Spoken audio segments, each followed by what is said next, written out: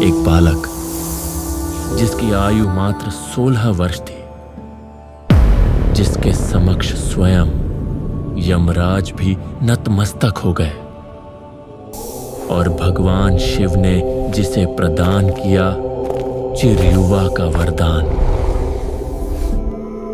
यह कथा है ऋषि मार्कंडेय की। नमस्कार दोस्तों, स्वागत है आपका हमारे चैनल लॉस्ट एक्स पर, जहां हम प्राचीन कथाओं को जीवंत करते हैं।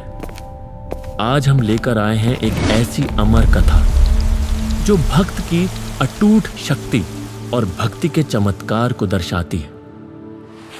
अगर आप भक्ति, रहस्य और दिव्य चमत्कारों के शौकीन हैं तो यह कथा आपके लिए है। चलिए शुरू करते हैं इस पौराणिक यात्रा को।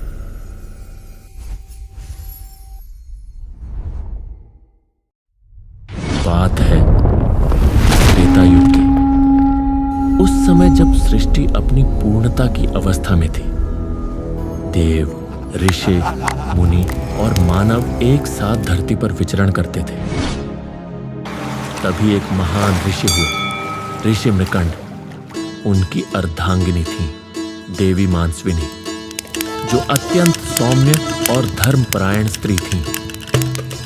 दोनों भगवान शिव के परम भक्त। उनके हृदय में शिव भक्ति का अथाह सागर लहराता था, लेकिन उनके जीवन में एक कमी थी।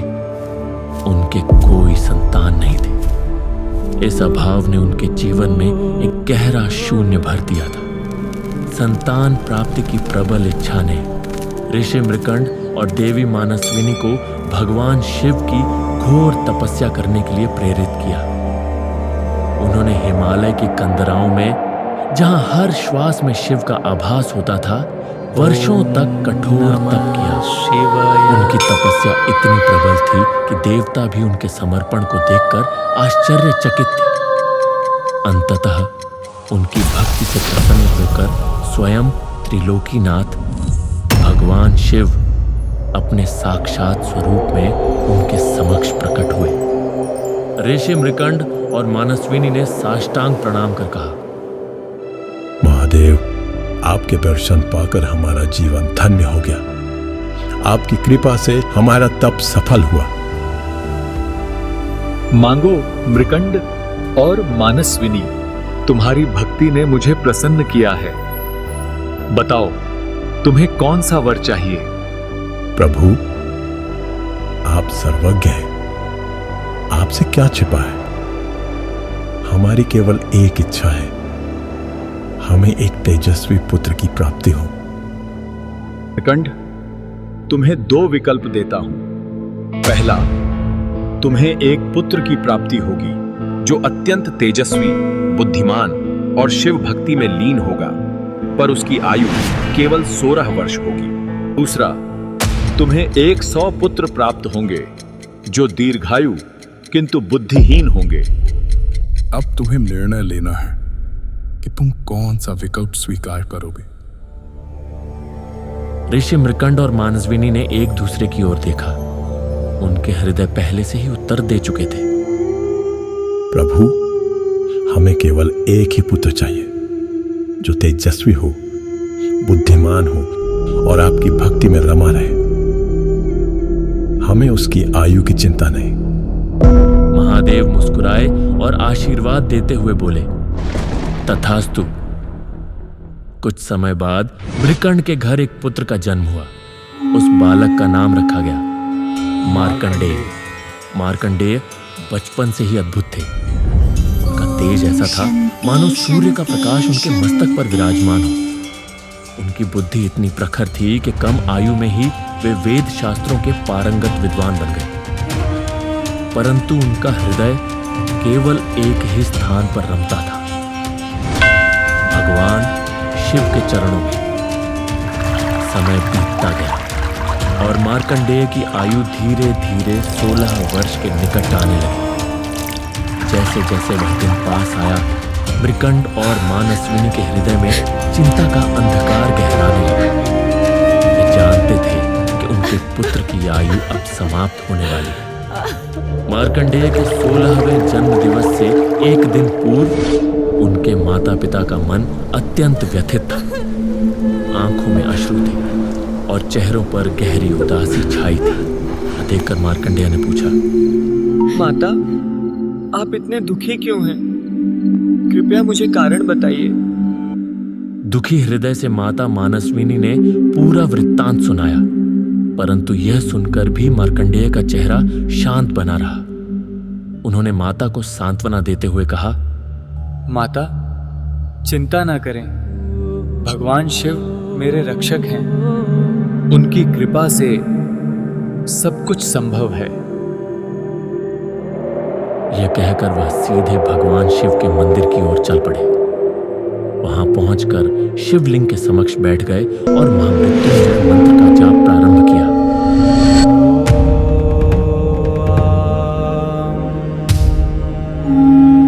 ओम त्र्यंबकं यजामहे सुगंधिं पुष्टिवर्धनम् उर्वारुकमिव बन्धनान् मृत्योर्मुक्षीयमामृतात्।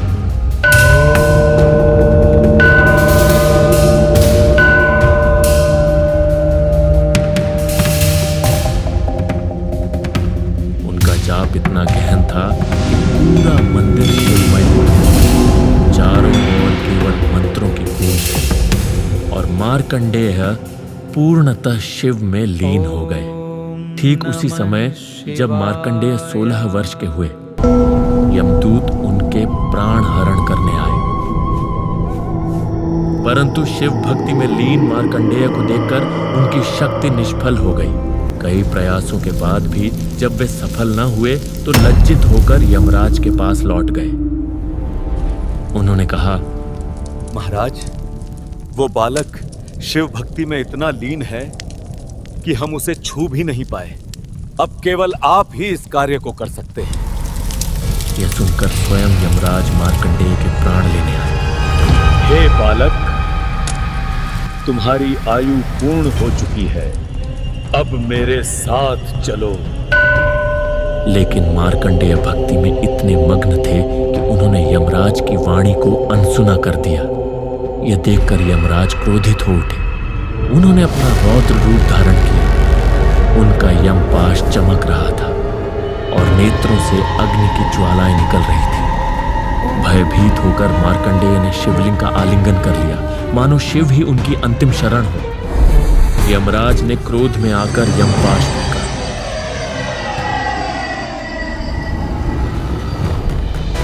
चूंकि मार्कंडेय शिवलिंग से लिपटे थे, वह प्रहार शिवलिंग पर भी पड़ा। तभी भगवान शिव का क्रोध प्रकट हुआ।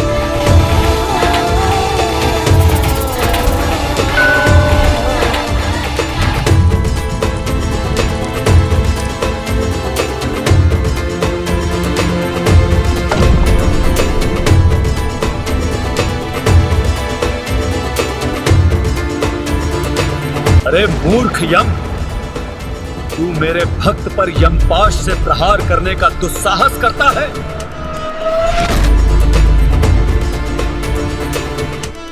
महादेव, आपने ही मुझे यह कर्तव्य सौंपा है। यह बालक अपनी आयु पूर्ण कर चुका था, इसलिए मैं इसके प्राण देने आया। यदि मुझसे कोई भूल हुई हो तो क्षमा करें। यम, क्या तुम्हें नहीं मालूम कि किसी ऋषि पुत्र के प्राण लेने हेतु स्वयं आना चाहिए? तुमने नियम का उल्लंघन किया। यह अपराध अक्षम्य है। और तुम्हारा द्वितीय अपराध कि तुमने मेरे एक भक्त को अपने यमपाश में बांधने का दुस्साहस किया।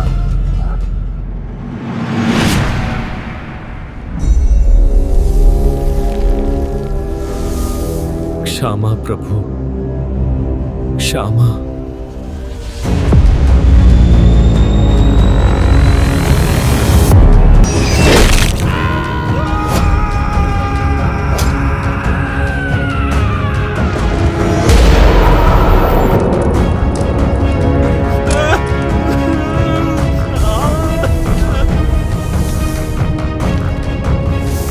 दृश्य देखकर सभी देवता भयभीत हो उठे। वे तुरंत प्रकट हुए और महादेव से विनती करने लगे। हे त्रिलोकीनाथ, आपका क्रोध समस्त सृष्टि को भस्म कर देगा। यदि यमराज न रहें तो जन्म मरण का चक्र रुक जाएगा। कृपया उन्हें पुनर्जन्म दें और क्षमा करें। देवताओं की प्रार्थना सुनकर महादेव का क्रोध शांत हुआ। उन्होंने यमदेव को जीवन दान देकर उन्हें क्षमा कर दिया। फिर उनकी दृष्टि मार्कंडेय पर पड़ी, जो अब भी शिवलिंग से लिपटे हुए थे। उनकी भक्ति देखकर महादेव का हृदय द्रवित हो गया। मार्कंडेय, तुम्हारी भक्ति ने मुझे अत्यंत प्रसन्न किया है। मैं तुम्हें अपनी आयु के 5 वर्ष प्रदान करता हूं। मृत्यु तुम्हें इन 5 वर्षों तक स्पर्श भी नहीं कर पाएगी। तुम सदैव मेरे भक्तों के लिए प्रेरणा बनोगे। दोस्तों, अब आप सोच रहे होंगे केवल 5 वर्ष की आयु क्यों? पर याद रखिए, शास्त्रों में कहा गया है, महादेव का 1 वर्ष मनुष्यों के 3 नील वर्षों के समान होता है। इस प्रकार मार्कंडेय को 15 नील मनुष्य वर्षों की आयु प्राप्त हुई। इसी कारण उन्हें चिरंजीवी कहा जाता है। आज भी उनकी कथा भक्तों के हृदय में शिव भक्ति का दीप प्रज्वलित करती है। उन्होंने सिद्ध कर दिया कि सच्ची श्रद्धा और समर्पण से मृत्यु को भी परास्त किया जा सकता है। तो दोस्तों, यह थी महान शिव भक्त मार्कंडेय की अमर कथा। आशा है आपको ये कथा पसंद आई होगी। यदि हमसे कोई त्रुटि हुई हो तो क्षमा करें। कमेंट में अपनी राय बताना न भूलें।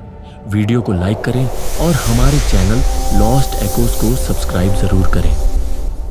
हम फिर मिलेंगे एक नई पौराणिक कथा के साथ। जय सदाशिव, जय महादेव।